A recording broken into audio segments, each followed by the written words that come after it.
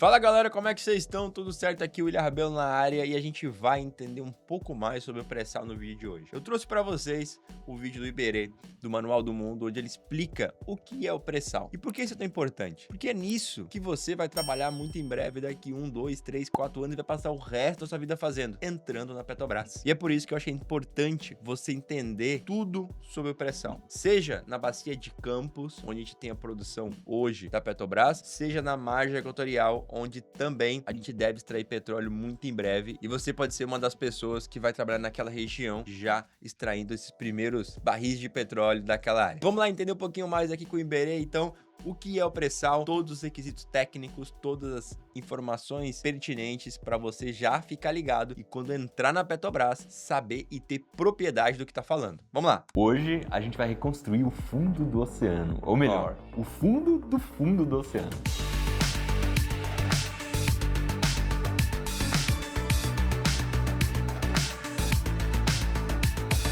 Todo mundo já ouviu falar em petróleo e até sabe mais ou menos o que é essa tal substância. E nesse vídeo a gente tem orgulho de contar com a parceria da Petrobras. Na verdade, não só nesse vídeo, mas nessa parceria nova da Petrobras. Estreia hoje a Supermaker. A gente vai falar sobre várias tecnologias e como elas mudam o nosso dia a dia. Para começar tudo isso, a gente veio aqui contar uma história dessas boas para quem curte aventura.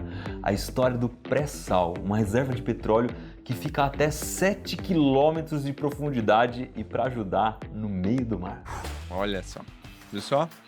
Vamos entender por que o nome é pré-sal. Parece óbvio, né? Mas vamos entender exatamente de onde vem esse nome. E percebam aí que a Petrobras está patrocinando até o vídeo. Lógico, mas é muito difícil. Isso porque lá embaixo tem uma pressão, mas não é uma pressão forte, mais forte, mas pense numa pressão forte. É quase tão difícil ou até mais difícil do que ir para o espaço. Porque lá no espaço, a diferença de pressão que existe dentro da cabine, dentro da nave, para fora, é de 1 atmosfera. Aqui na Terra, né, a gente está vivendo mais ou menos em 1 atmosfera. Ainda estudando física e sabe que é uma atmosfera. E sabe quantos bar tem uma atmosfera, ATM. Não. A cada 10 metros, simples 10 metros que você desce, a pressão aumenta em 1 atmosfera. Isso quer dizer que a 100 metros de profundidade já é 10 vezes mais pressão do que aqui em cima. Você imagina lá embaixo? A 7.000 metros. Desde o século XIX, o petróleo é fundamental para a economia dos países, seja porque a gente consegue tirar vários combustíveis dele, seja porque a gente consegue produzir vários materiais a partir dele, como o plástico, por exemplo, e esses materiais estão em praticamente tudo que a gente enxerga em volta. E até em coisas que a gente nem imagina, como na nossa roupa, tinta, goma de mascar, batom. Por isso, ter petróleo no território... Importante saber a importância do petróleo e a importância da Petrobras em todo esse ecossistema, principalmente na economia brasileira. Uma exploração muito pequenininha, feita em poços em terra firme. A coisa começou a ficar séria mesmo. Lá na região da Bahia. Em 1960 e 1970, quando a Petrobras já existia e começou a desenvolver técnicas de exploração de petróleo no mar, mas ainda em águas rasas. Essas plataformas existem até hoje em Sergipe e podem ser vistas da praia. Beleza, é uma coisa importante, todo mundo quer, mas o que é exatamente o petróleo? Ele é um óleo que se formou há muito tempo, que vem da decomposição de matéria orgânica. São seres vivos que viveram há milhões de anos. E para formar petróleo, essa decomposição precisa acontecer de um jeito muito específico, numa pressão, numa temperatura certa. E por isso não é só sair furando qualquer lugar no chão que vai achar petróleo, não. Vou confessar que eu sempre achei que o petróleo ficava lá no fundo, numa espécie de um bolsão, como se fosse uma caverna inundada de petróleo, um reservatório gigante. Que é só você furar, né? Espetar um canudinho e sugar o petróleo. Só que isso não é verdade. O petróleo fica em rochas permeáveis. Elas têm buraquinhos em que o petróleo se acumula, mais ou menos como se fosse... Materiais porosos. Materiais porosos. Dá um certo trabalho para tirar ele de lá. Olha só. O petróleo tá ali. É importante falar para vocês que a rocha que eu mostrei é um travertino, não é exatamente o que tem lá no petróleo, mas dá pra gente entender a lógica da coisa. Esse líquido que eu apertei na esponja também não é petróleo, é um óleo que a gente tingiu de preto. O que é petróleo mesmo é o que está dentro desse barrilzinho, mas aqui ele está muito bem lacrado. Desde que a Petrobras foi fundada, eles sempre fizeram vários estudos para saber onde existe mais chance de encontrar petróleo. E de repente, esses estudos começaram a indicar que poderia existir petróleo no pré-sal! Que é o pré-sal. Talvez você não tenha ficado tão empolgado assim, porque afinal de contas, o que é esse tal de pré-sal? Vamos entender.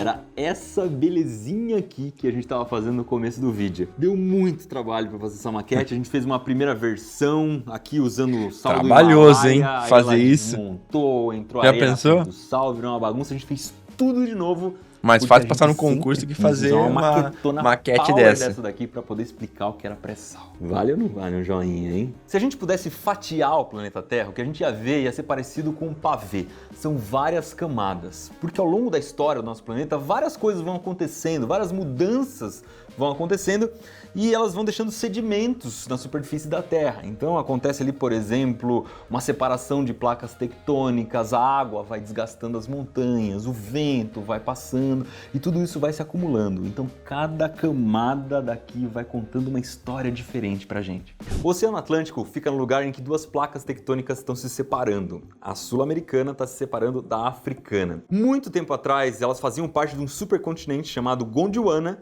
mas as duas foram se afastando e ainda estão se afastando. Mais ou menos uns 150 milhões de anos atrás, antes do oceano invadir a divisa entre esses dois continentes, essa região de separação começou a ficar um pouco mais baixa, começou a se formar uma depressão ali. E como é natural, foram se formando lagos, porque a água se acumula nessa região mais baixa. Além da água, quando acontece uma erosão, por exemplo, a chuva vai lavando uma montanha, vai tirando pedrinhas, areias, sedimentos, essas coisas vão se acumulando todas nesses lagos. E vários seres vivos também que viviam nos lagos ou viviam ali na região e são levados pela água também vão se acumulando ali. E mais, aos poucos o Oceano Atlântico começou a invadir essa região. O Oceano Atlântico salgado invadia ali, a água evaporava e foi se formando uma bela de uma camada de sal. Tudo isso a gente consegue ver perfeitamente aqui na nossa maquete. Aqui embaixo, o embasamento cristalino são as rochas que se formaram quando o magma resfriou. Elas estavam lá antes de tudo. Logo em cima, vem os sedimentos que se acumularam nessa época que existiam aqueles lagos em que os continentes estavam se separando. Aqui estão as rochas sedimentares com o petróleo do pré-sal. Em cima, a gente tem o sal. O sal que tem ali? O oceano Percebeu? começou a depositar água ali, essa água foi secando. E depois, quando isso já era oceano, a gente teve mais depósitos de sedimentos. A gente tem aqui o pós-sal. O pós-sal tem um pouco de petróleo também. E a Petrobras explorava o pós-sal antes do pré-sal. Mas como a gente vê aqui, o pré-sal tem mais petróleo porque ele está protegido por essa camada selante de sal aqui em cima. Mas tem um detalhezinho interessante nessa história aí. Essa camada de petróleo, ela pode estar até uns 7 km de profundidade. 7 é bem km. pouco, né? 7 km, se você for a pé, por exemplo, você faz mais ou menos em 1h30. É fácil de você andar no Você plano. já pensou? Agora, Um tubo no chão, perfurando debaixo 7 d'água, quilômetros. é bizarramente profundo. Para vocês terem uma ideia, a gente construiu uma escala aqui, essa escala clássica do Manual do Mundo, extremamente tecnológica, em que cada 10 centímetros equivalem a 1 quilômetro na vida real, tá? Então aqui seria a superfície da água e aqui o ponto onde se encontra o petróleo. Para vocês terem uma ideia de comparação, esse aqui proporcionalmente seria o Morro do Corcovado no Rio de Janeiro, aquele que tem o Cristo Redentor em cima. Olha como ele fica uma miniatura perto dessa Nossa senhora, seria quem o já foi pro Rio edifício sabe, hein? mais alto do Brasil, que tem mais de 80 andares e mais ou menos 300 metros de altura. Ele vira uma formiguinha. Mas tanto o Corcovado quanto o edifício mais alto são coisas gigantes demais, né? Vamos pegar alguma coisa mais do nosso dia a dia, assim. Um ônibus, ele seria essa pulga que tá aqui na ponta do palito. Sentiu o drama, né? Como é que eles sabem onde está o petróleo? A Petrobras faz uma análise sísmica. Importante você saber disso, disso, Eles mandam hein? umas vibrações lá por cima que batem Já em cada falei sobre isso camada também. e refletem. Alguns sensores vão captar esses reflexos lá em São cima. embarcações e com que isso vão é formado passando um com esses mapa lá no sonares. fundo. É mais ou menos como se fosse um ultrassom para saber se a Terra está grávida de petróleo. Mas eu não vou entrar muito nesse assunto porque a gente vai ter um vídeo especial só sobre isso. Ó, se você Inclusive, quer que eu reaja a esse vídeo que ele tá falando, já manda nos comentários aí pra gente se preparar pro próximo vídeo e tá falando um pouquinho mais sobre como a Petrobras encontra petróleo. Conseguiu mapear uma região onde tinha muita possibilidade de existir petróleo. E ela batizou essa região de província do pré-sal. Ela fica a mais ou menos 300 quilômetros da costa brasileira, tem 200 quilômetros de largura e 800 quilômetros de comprimento. Só que tem uma questão aí. Até então, ninguém tinha tirado de fato uma gota de petróleo desse lugar. Tudo não passava de uma possibilidade. E agora que a engenharia vai começar a brilhar. Imagina só uma broca que tem que começar a trabalhar numa profundidade aqui de 2 quilômetros, depois atravessar tudo isso para achar o petróleo. Foi em dezembro de 2004 que a primeira exploração aconteceu. Eles escolheram o Campo de Paraty. Então eles posicionaram um navio sonda. Esse barquinho está completamente fora de escala, tá? Se eu fosse fazer um navio em escala mesmo, ele ia ficar tão pequeno que a gente não ia conseguir nem ver direito. Vamos mostrar em escala assim, só que nessa da régua. Olha só, cada 10 centímetros, 1 quilômetro, hein? Esse aqui é o navio sonda. Olha o tamanho do bichinho. E esse navio ia perfurar o primeiro poço para ver se tinha petróleo ali de fato. A broca usada nessa etapa se chama sonda de perfuração e ela lembra um pouco aquelas brocas Forstner que a gente usa para furar madeira. Tem a cabeça um pouco mais larga e o corpo fininho. Aliás, esse corpo não pode ter muitos quilômetros, então ele é formado por pedacinhos de 30 metros de comprimento que eles vão juntando no outro conforme a broca vai descendo, mais ou menos assim.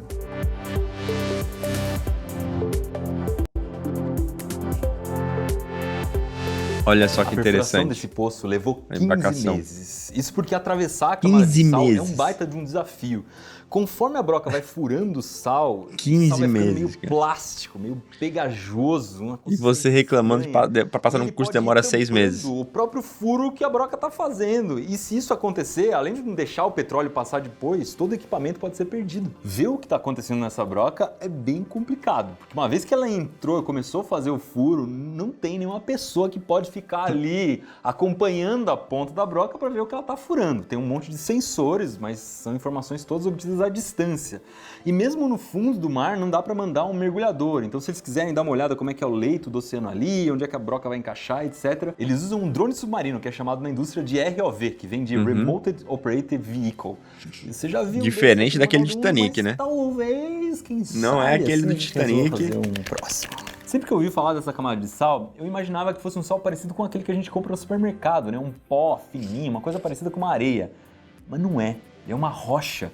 É muito mais parecido com isso aqui, que é um pedaço de sal que a gente usa na cozinha e que é uma rocha também. Vamos tentar furar? Olha só, vamos ver a complexidade que é furar a região de sal ali.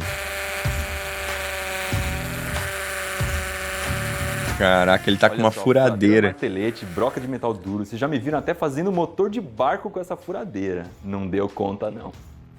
Depois de muito tempo, de escavar toda essa profundidade, muita tecnologia, o resultado não foi lá essas coisas no Campo de Paraty. Eles descobriram que tinha muito gás, mas muito pouco petróleo. Por um lado, isso é uma baita decepção, porque não tinha ali petróleo suficiente para explorar, mas por outro, é uma coisa bacana, porque descobriram que embaixo do sal tinha petróleo sim. Em março de 2006, a Petrobras resolveu furar um poço novo, dessa vez no Campo de Tupi. Ele fica mais distante da costa do que o Campo de Paraty, e com todo o conhecimento que ela já tinha adquirido, eles conseguiram atravessar a camada de sal em 5 meses. E Nossa! sabe qual foi o resultado? O mesmo de antes. Muito gás e pouco petróleo. Só que dessa vez eles queriam continuar os testes e furar outras vezes perto do mesmo lugar.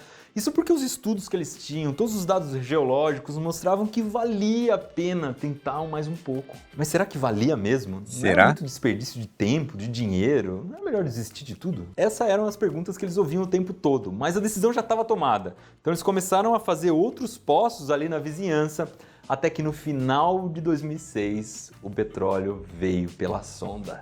Tinha petróleo no pré-sal. Aê! Se você gostou desse vídeo, não esquece de dar um joinha. Calma, que não acabou não. A gente só falou que descobriu que tinha petróleo lá embaixo. Como é que vai explorar de fato esse negócio? Como é que tira de lá? São os tubos que sobem até a plataforma? Quanto de petróleo tem? Como é que tira ele de lá? Como é que o técnico de operação opera isso? Como é que o engenheiro de equipamento de petróleo lá embaixo. gere tudo isso? Se ele existe quantidade suficiente para que na extração a gente consiga tirar o petróleo de uma maneira que sustente a produção, que é a próxima etapa. Então a primeira coisa a fazer aqui são os estudos de vazão e qualidade de petróleo desse primeiro poço, que é chamado de poço pioneiro. Inclusive o petróleo encontrado no pré-sal tem uma qualidade ótima. Ele é classificado de médio para leve, isso significa que ele é fácil de ser refinado. Mas com um poço só, é difícil de saber se o petróleo está mesmo em toda essa região que os geólogos estudaram. Então eles têm que repetir esse processo de perfuração e análise várias vezes. Esses poços também vão ser usados durante a produção. Então durante a perfuração deles, várias coisas já são feitas pensando no futuro dos poços.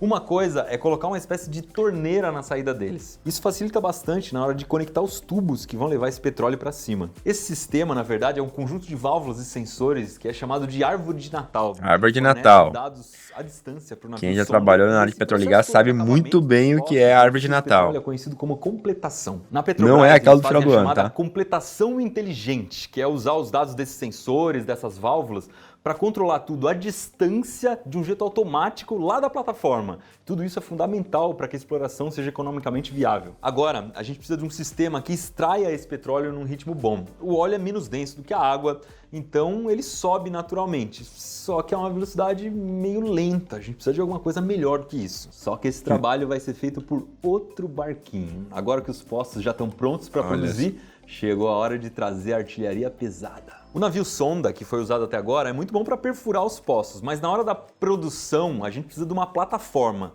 No caso do pré-sal, a plataforma tem o formato de um navio, ela é também um navio. Ela é chamada de FPSO, que vem do inglês Floating Production FPSO. Loading e sei lá o que. Quem não viu aí já o Carlos, outros engenheiros falando que embarcou na FPSO. FPSO, que vem do inglês Floating Production, Storage and Offloading. Em português tem um nome mais longo ainda, que é a Unidade de Produção, Armazenamento e Transferência de Óleo e Gás.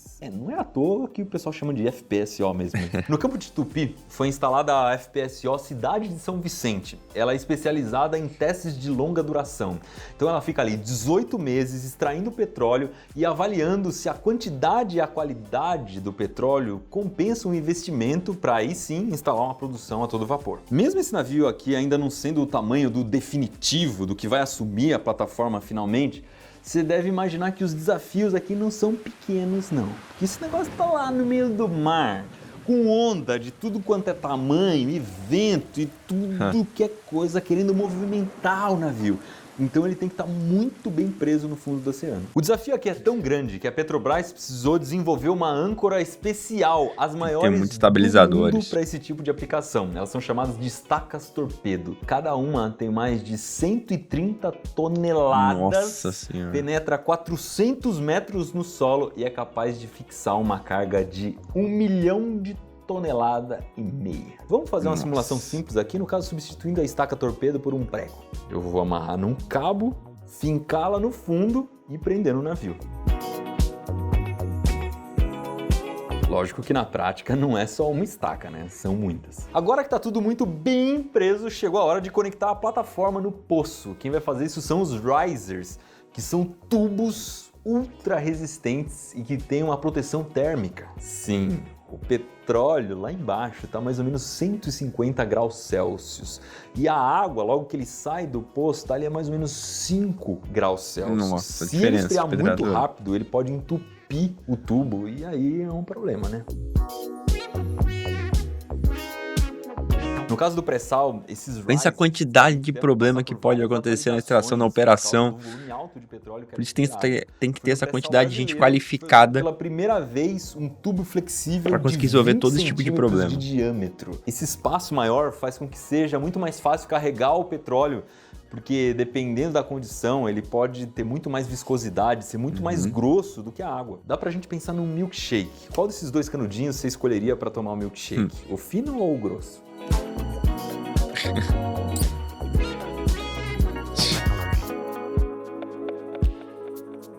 Olha só. Agora sim, milkshake nada Tá mais estudando mecânica dos fluidos, né? sabe? Não é pra entrar no vídeo isso aqui. Um outro desafio do pré-sal é que a distância entre o poço e o navio é muito longa. E não é só um riser que está subindo não, como são vários poços e tudo mais, são risers chegando de todos os lados. Uma das coisas que ajudou muito foram essas âncoras mais parrudas, porque aí você pode usar menos âncoras, são menos cabos, e aí dá para organizar melhor os risers lá embaixo, formando menos labirintos de risers. Na prática, significa que você tem uma distância menor entre o navio e o poço. E agora é só abrir a torneirinha lá embaixo e deixar o petróleo subir, certo? Nada é tão simples nessa área. É muito trabalho, muita tecnologia. Como eu disse agora há pouco, o petróleo até pode subir naturalmente, mas isso é muito lento e no final pode até sobrar um pouco de petróleo ali embaixo.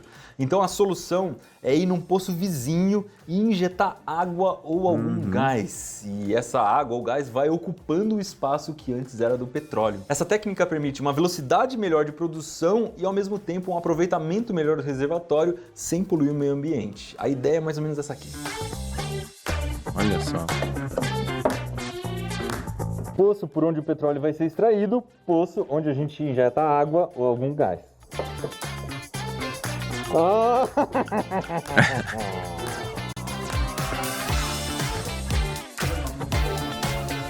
Agora sim. Para fazer jus a todos esses desafios do pré-sal, a Petrobras ainda desenvolveu o primeiro sistema do mundo que é capaz de injetar água e gás ao mesmo tempo e ainda direcionar esses fluidos para os poços certos. Chegou a hora de a gente extrair o petróleo da nossa maquete. No nosso primeiro poço submarino eu vou conectar a entrada dos fluidos e no segundo poço a saída do petróleo. Ai, ai, vamos ver se o nosso campo produz de fato petróleo ou foi tudo um sonho. Tchan, tchan, tchan, tchan, tchan, tchan, tchan, tchan. Aquilo ali é petróleo? Ah, isso aqui é Brasil, rapaz! Aqui a gente tem tecnologia para extrair petróleo do pré-sal. Cara, você vê a importância da Petrobras? Você vê o tamanho dessa companhia? Extraído, vamos fechar as Você vê aqui. É uma pena que a nossa o investimento em tecnologia, você vê tecnologia de ponta, você vê em países desenvolvidos não tem, não dominam às vezes tecnologia. Você tem noção onde é que você pode trabalhar, o tamanho, a importância disso? Bom, chegou a hora de investir numa plataforma parruda que vai produzir muito durante décadas. A plataforma instalada em Tupi foi então a FPSO Cidade de Angra dos Reis, com capacidade de produção de até 100 mil barris de petróleo por dia. Só para você ter uma ideia, um barril de petróleo pode equivaler entre 100 a 200 litros, porque isso depende também da capacidade daquele petróleo de gerar energia. Só para você ter uma ideia também, apesar dessa ser a plataforma definitiva, a maior de todas, ter mais de 300 metros de comprimento, quando a gente compara com a profundidade toda do pré-sal, ela vira isso aqui, ó. Em 2020, a produção do pré-sal alcançou 1.860.000 barris de óleo equivalente por dia. E isso equivale a 2/3 da produção total da Petrobras. É muita Só para você ter uma ideia da velocidade desse avanço, em 2015, a produção do pré-sal correspondia a 1/4 do total da Petrobras. Além disso, foram necessários 45 anos desde a criação da empresa até ela atingir a marca de produção de 1 milhão de barris de petróleo por dia. Passados só 15 anos da descoberta do pré-sal, essa marca já é quase o dobro só no pré-sal. E tudo isso com menos poços. Com os 77 poços do pré-sal em 2018, já se produzia 3 vezes mais do que com os 4.108 poços do pós-sal em 1984. Isso é uma produtividade 150 vezes maior por poço. O tempo de construção dos poços também caiu 2,5 vezes entre 2010 e 2018. E tudo isso só foi possível graças a várias outras tecnologias que foram desenvolvidas justamente na exploração de petróleo em águas ultraprofundas. Já deu para ver que tirar petróleo de mais de 7 mil metros de profundidade não é para qualquer um, né? E esse esforço não poderia passar despercebido. Em 2020, a Petrobras recebeu pela 4ª vez o prêmio da OTC, que é a Offshore Technology Conference, o Oscar da indústria mundial de petróleo, justamente pelos avanços tecnológicos que ela conseguiu na exploração do pré-sal. Hoje a gente começou com uma história, mas no nosso próximo episódio do Super Maker, a gente vai botar a mão na massa e ver como é que essas tecnologias conversam com o nosso dia a dia.